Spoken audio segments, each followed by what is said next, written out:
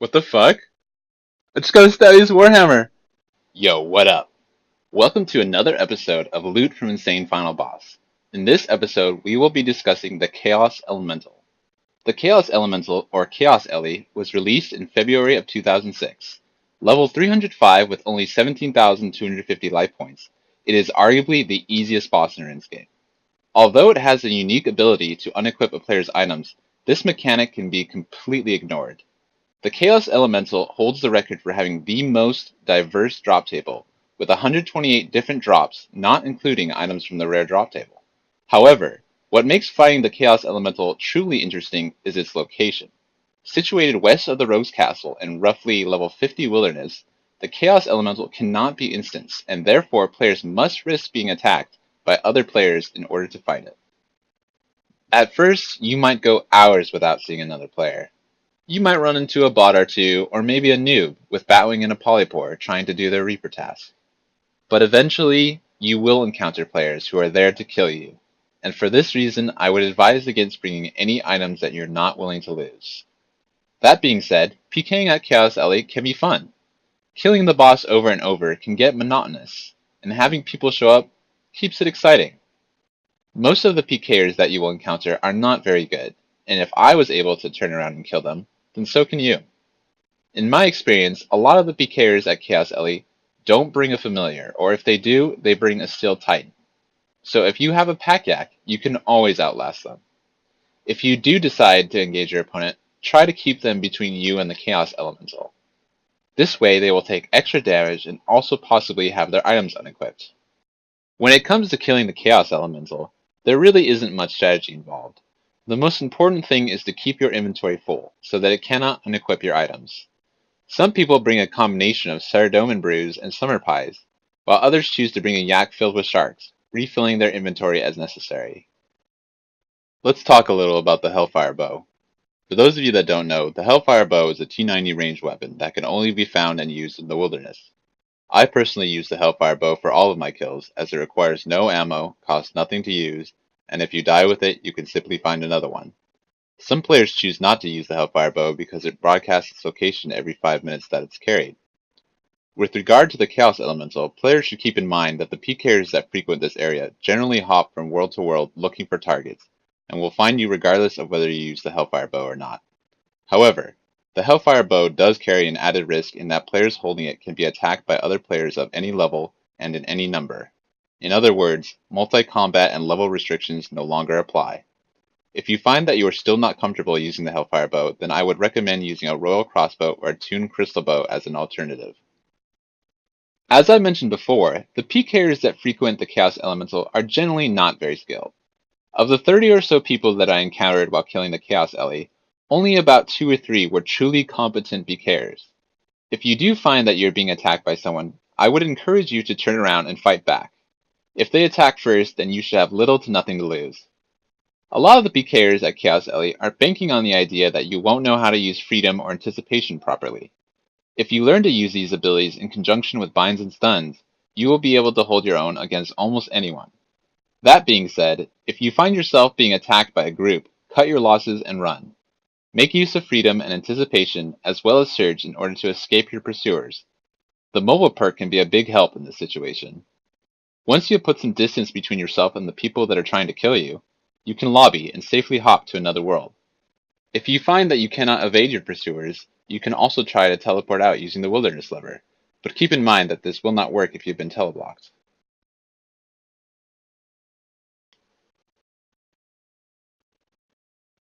Oh my god, finally! Let's take a look at the loot. These are all of the drops I received in 1,941 kills, excluding any items that I lost from being killed by other players. You might notice that there are no bat bones or dragon bones included, as I had my bone crusher set to bury any bones that I received. Here you'll notice the Statius Warhammer as seen in the beginning of this episode. With a price tag of 210 mil and by far the best drop you can receive from Chaos Elemental, this one item accounts for 80% of this loot tab's value, not including the items gained from killing other players. If we pull up the Chaos Elemental's wiki page, you'll observe that Zuriel's robe top is the second best possible drop, valued at almost 19 mil. This gives you an idea of just how lucky I was, as I received the two most valuable items in the entire drop table. For the rest of the uniques, we have a Morgan's leather body, a corrupt Vesta's plate skirt, a corrupt Zuriel's hood, 20 corrupt Morgan throwing axes, and a corrupt dragon dagger.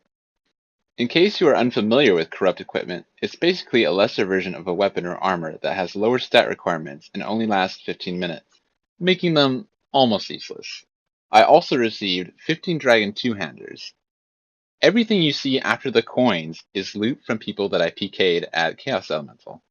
While the majority of it is not worth much, I did manage a set of Gano and 2 pieces of Death Lotus.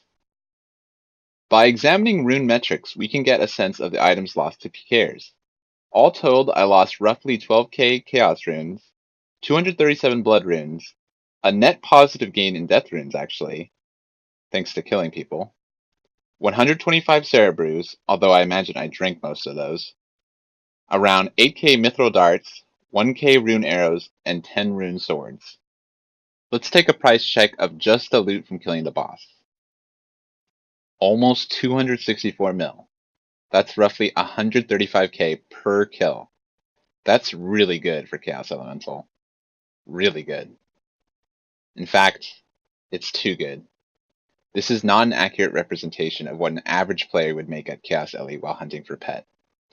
I'm going to go ahead and take out the Statius Warhammer and the Zuriel's Rope Top, which as I mentioned before, are the two best possible drops a player can receive. And wow, it suddenly got a lot sadder.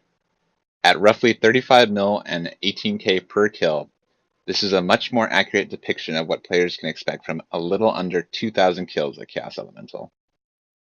On a happier note, let's check how much I made from PKing people. Just over 10 mil. Not bad. That's definitely more than I lost from deaths.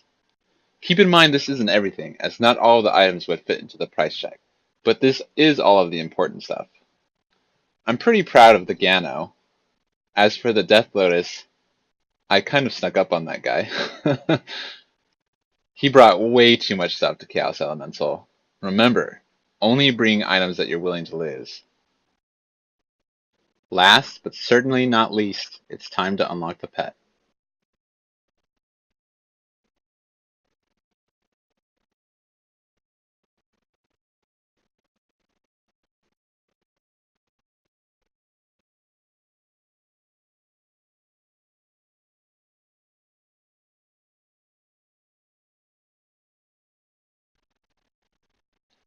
As a thank you to those of you who stayed to the very end of the video, I have a new challenge to present. For this episode, we're going to do something a little different. The following is a list of players who attacked and killed me at Chaos Elemental. You guys are going to play a little bounty hunter. The first player to kill each of these bounties and send me a screenshot will receive a 1 mil reward.